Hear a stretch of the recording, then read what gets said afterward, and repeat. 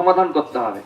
বলছে ঠিক বলেছে ভাই, ঠিক বলেছো, এই শিবাসী হচ্ছে যত নষ্টের করা, একে রাখা যাবে না, এর ঘর বাড়ি সব একদম তুলে নিয়ে গঙ্গায় ভাসিয়ে দেওয়া হবে।